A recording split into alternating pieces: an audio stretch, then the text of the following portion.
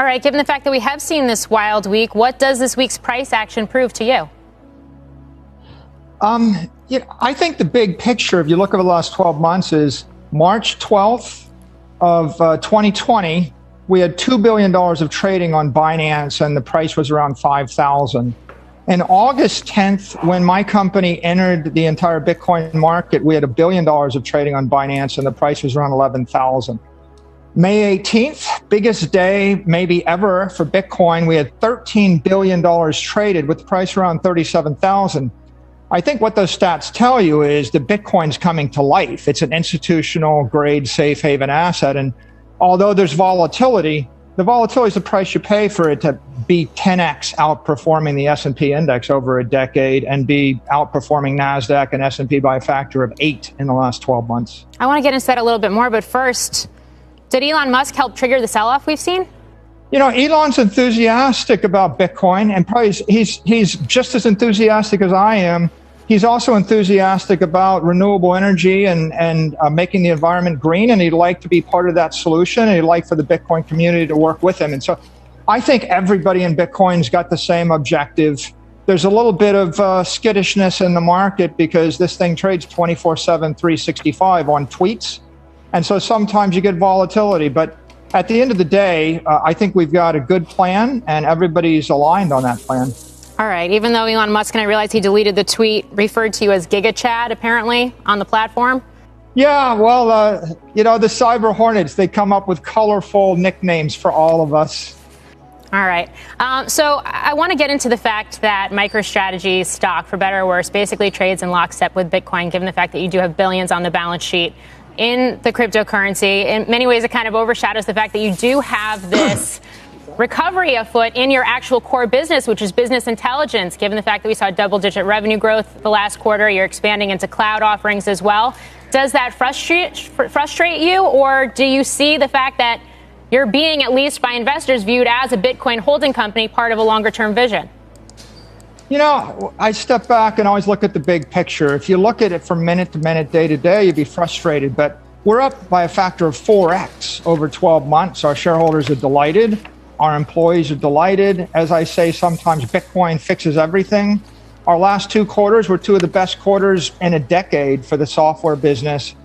And the corporate brand's been amped up by probably a factor of 1,000 or more. So it's great for our core enterprise software business. Everybody wants business intelligence, and I think it's great for Bitcoin. And it's been great for the MicroStrategy shareholders. I mean, in March, they were looking at a $90 stock. So if you look at it from that point of view, nobody's complaining. Yeah, and I get that. And I get we've seen the gains despite the volatility this week in Bitcoin. But when you have analysts describing anywhere from 2/3 to 4/5 of your enterprise value to the Bitcoin that are in your treasury right now, rather than that core business, how much can those synergies actually continue to contribute to the core business, even if you do see prices come off in Bitcoin even more aggressively? We got 2 strategies. One is to grow the software business, and marketing is key to that. So the fact that, I now have 1 million Twitter followers makes it easier for me to deliver the company's business intelligence message to the world. And then the Bitcoin strategy is to acquire more Bitcoin. The company, has not financed its enterprise software cash flows. So the business intelligence software company is a financeable asset in the open market. So I feel like we've got a great synergy because the business intelligence software is stable, and it would be viewed as a value stock were it not for the fact that we bolted on a dominant digital monitoring network that's growing more than 100% a year. I think that both of them work together well. And MicroStrategy is unique because we're the only publicly traded company that has the credibility to go to the capital markets and raise debt where the use of proceeds is Bitcoin. So what does that mean for the price of Bitcoin? What is your projection there? Over time, it will go up.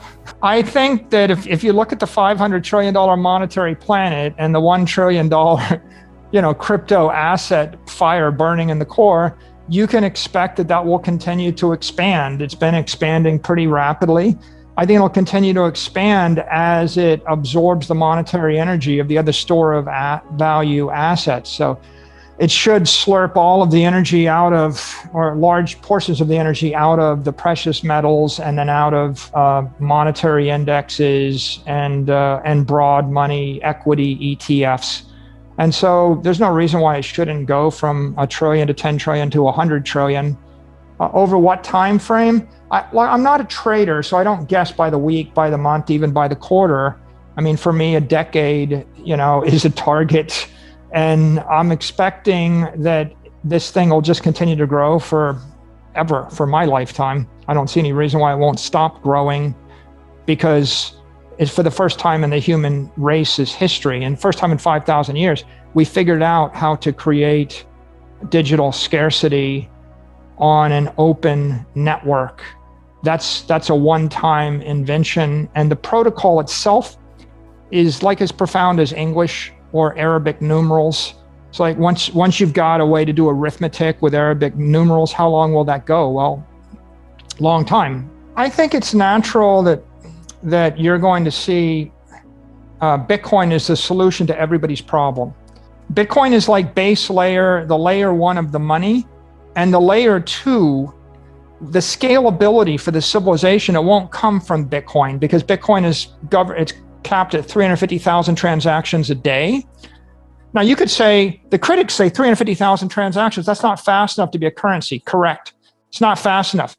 So what Bitcoin is a settlement network to move blocks of $1 billion of energy 7 times a second.